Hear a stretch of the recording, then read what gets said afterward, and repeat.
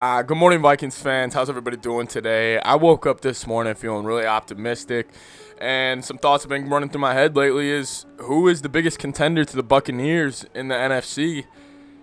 And I think it's the Vikings, and I really do it, and I really do believe that, and I think the Vikings are a serious dark horse kind of Super Bowl team the way they're constructed right now. Obviously, we got to see the season, but as a dark horse, as a team that can shock people, there's no other team in the league that who has done more this offseason and it's gotten less recognition than the Minnesota Vikings. That's what I'm going to be talking about in today's video. Anyways, if you guys are new here, subscribe to the channel, leave a like on the video, comment down below. Thank you guys so much for the support recently. I think we're going to piss a lot of people off with this video, but it's something I actually believe in. Vikings are dark horse Super Bowl contenders. Let's talk about it.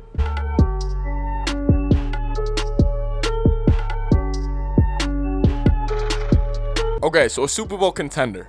You got to fall into a couple categories. You got to win your division. You got to at least make the NFC Championship. And then you kind of got to have this it fact. You kind of got to be either like stacked all-around roster, in my opinion. You got to either have a good coach or a great coach. You got to have a good or great quarterback. I think the Vikings kind of hit all three of those. I think Kirk Cousins is a good enough quarterback to win games. And listen, I'm not going to get on here and make you guys argue that I think Kirk Cousins can go win a Super Bowl. Listen, the man threw for 4,200 yards last year, 36 touchdowns, around 12 interceptions, and he had one of the worst pass blocking O-lines in the league. And listen, I would be like, okay, whatever, he's doing the most of what he can, but he's not a mobile guy. And the Vikings haven't really played into his strength as being he needs to drop back, he needs to have protection. Obviously, he's great in the bootleg. The Vikings help him with that so much. However, I think Kirk's good enough to win games, so you got to fall into that. Then you also got to have a coach who is good enough to win Super Bowl games, to win big-time playoff games. That's my biggest question mark on this entire team is Mike Zimmer. I love Zimmer. I think he's done a great job when he's been here in Minnesota, but I think he is the only thing that is making me hold back on saying this team is stacked. And you know what's crazy about that is the entire national media. Anytime I turn on Cowherd, Undisputed, ESPN, it could be any of these channels, any of these talk shows. Whenever they mention the Vikings for the 2 seconds they do, they're always like, "Oh, I love Zimmer. Zimmer's a great defensive coach. He'll figure it out." Honestly, if it comes from the roster, GM, coach, quarterback, Zimmer's number 4 on that list. Zimmer's number 4. At number 1, I would say the roster. Number 2, Rick Spielman. Number 3, Kirk Cousins. And then, obviously, Mike Zimmer. And I think they're all good. I'm not saying Zimmer's a bad coach, but I'm saying he needs to prove something to me in big-time games. Because you look at it, I think he had a pretty good game plan against San Francisco a couple years ago, and I think he had a good game plan against, obviously, the Saints both times we beat them. But you look at that 2017 run, the Saints, we were up, I think it was 17-0, and then they ended up scoring 23 points on us or 24 points on us in the entire second half. And then we followed that up in Philadelphia by giving up 38 points. And that was when the Vikings had the best defense in the league. So that comes down to game planning. I think we can put that NFC Championship on Mike Zimmer almost, and obviously on the offense, they only put up 7 points too. But you can't give up 38 points and win.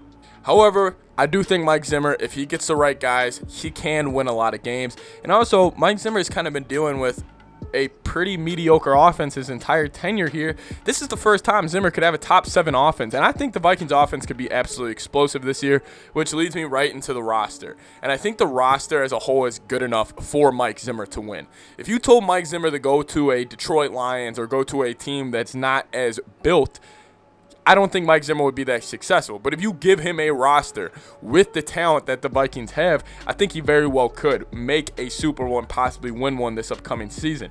And listen, I'm setting my expectations high this year because it's something I believe. Last year, I had somewhat high expectations for the Vikings, but then again, COVID, injuries, they can all derail a season, especially getting off to the start we had and having a bunch of young guys in there starting. I should have been better at seeing that and picking that out. But if we're looking at this roster as a whole, I'm just going to break down each position group really quick. You look at the safety. Besides, let's just see what Xavier Woods is. Maybe Xavier Woods is a guy who, when he plays next to an all-time great like Harrison Smith, there's not a lot of pressure on him. I'm fine with Xavier Woods. He's a playmaker. Then you go to the cornerback room. You got Mackenzie Alexander, Patrick Peterson, and Cameron Dantzler. From what I'm hearing about Cameron Dantzler, that kid's going to be a top 10, top 7 corner next year. And you know what Pat Pete brings? Obviously, he's, physicality and all the, on the field stuff. He's taking a step back. But that doesn't mean off the field what his value brings to the team. His intelligence in the locker room. His intelligence when it comes to training these young men. And then when it comes to just game planning. Then you look at the linebackers. We obviously don't know who the third linebacker is going to be. But Barr and Kendricks. You guys know how I feel about Kendricks. I think he's the most underrated defensive player in the NFL right now. Honestly, he's a top 3 middle linebacker. And Anthony Barr, he's been up and down. Listen, Barr's got a 1-year deal, and he's trying to get paid. And if he has another bad year or he gets hurt, the Vikings won't toss him anything for sure, and I don't think another team will either. Then you look at the D-line. This is what I'm most excited about in this next season. I've been tweeting about this. I said I think DJ Wonnum's going to blow up this year. I think DJ Wonnum's going to have 7+ sacks. I think if you put Michael Pierce, Dalvin Tomlinson, and then Danielle Hunter next to DJ Wonnum, watch this kid pop.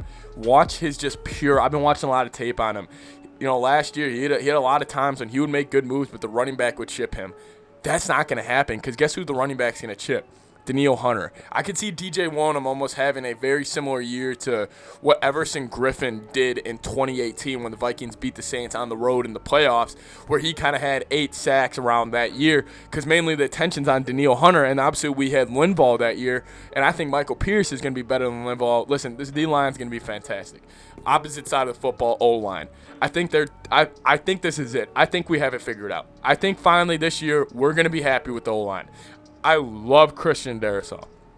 Watching him, following up a lot of him, he's a monster. He's got to change a couple technique things when it comes to the running game, especially when it comes to finishing blocks and moving off blocks, because he has a problem with. And listen, this is not even a problem. When he gets onto a guy, he just stays with that guy, and that guy doesn't go anywhere. He doesn't go anywhere. But if you want to be elite in the NFL, like a Quentin Nelson, or if you see these other tackles in the run game when they move up to another levels, that's the next step. But when it comes to pass blocking, he was the highest rated pass blocking offensive tackle in every Power 5 according to PFF. Wyatt Davis, injury concerns, got him in the 3rd round. This dude loves to run the effing football. And that's what the Vikings do well. I think he's going to get off to an incredible start. Honestly, my biggest concern on the offensive line going this year is Garrett Bradbury. But if the guard play around him, because listen, the center position really has to do with the guards around him. Especially Bradbury being kind of undersized. I think Ezra and Wyatt Davis will really help him. Receivers, listen, wide receiver 3, I don't even want to try to get into that. I just know Jefferson and Thielen, they're still legit. The tight ends, honestly, this is probably the position group I might be most excited about on offense, just because I think Irv's going to pop, and I think Conklin, nobody in the NFL knows about Conklin and Irv. You just give that about 7 weeks. They might have around 6 touchdowns combined, 7 touchdowns combined by then. Running back, whatever, the best tandem in the league. I don't want to hear Chubb and Hunt are better than them. They're the best tandem in the league. End of the story.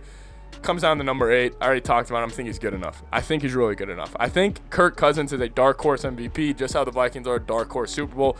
Nobody in the media talks about us. I think we're the best team in our division by far. Can't wait. Listen, a lot of angry Bears, Packers fans, come in the comments right now. I just think this is it. I think if they have a chance, this is it. Being a dark horse team, stuff's got to break your way. I'm not saying the Vikings will win a Super Bowl, but I think they have a chance to. If the chips fall in the right position, the puzzle pieces come together, if Zimmer knows what he's doing, if Kirk has a good year, if this running game is what it is, if these receivers are what they're supposed to be, if this O-line figures it out, this could be a really dangerous team, and the NFC is wide open besides the Buccaneers. Anyways, let me know what you guys think. I think the Vikings are seriously a dark horse Super Bowl team. I'll explain more of that throughout the week. Anyways, thank you guys so much. Leave a like on the video, comment down below, subscribe to the channel. See you guys next time. Skol Vikes.